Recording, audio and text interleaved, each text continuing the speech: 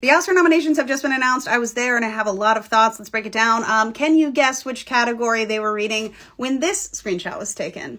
Let's get into it. First category they announced was actor in a supporting role, and there's a lot in here that was expected. Sterling K. Brown for American Fiction, Robert De Niro, Killers of the Flower Moon, Robert Downey Jr., Oppenheimer, Ryan Gosling, Barbie, Mark Ruffalo, Poor Things. The big snub, obviously, is Charles Melton. I'm still massively shocked that he didn't get in. It feels so egregious.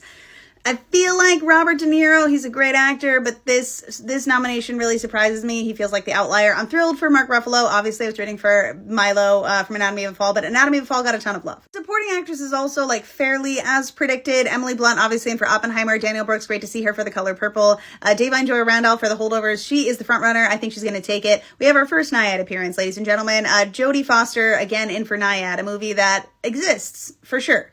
And America Ferrera for Barbie, which is an interesting choice considering because Margot Robbie did not get a nomination for Best Actress, which is shocking to me on many levels. First of all, like the film Barbie doesn't work if Margot Robbie isn't able to sell that role with 100% authenticity and believability. And I think what she did with that role is massively impressive.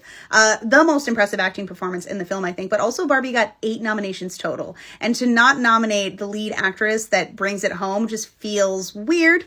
Feels weird to me. I am more upset about the fact that Greta Lee did not get nominated for Past Lives, but they both feel egregious to me. I would also love to see Teyonah Taylor for 1001.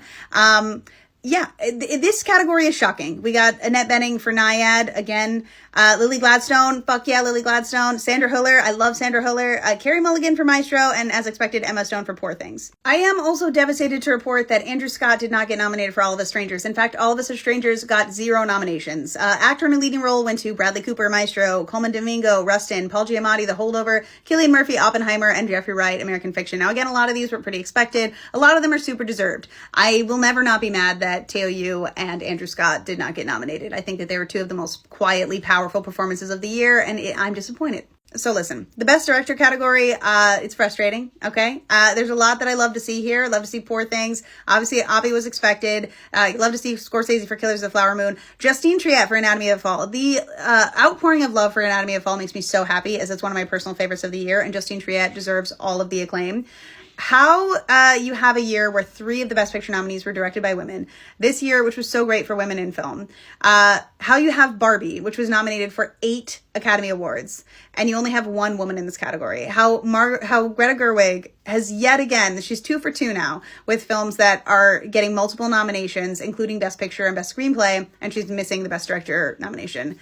That sucks. It's not a pattern that I love to see continuing in 2024.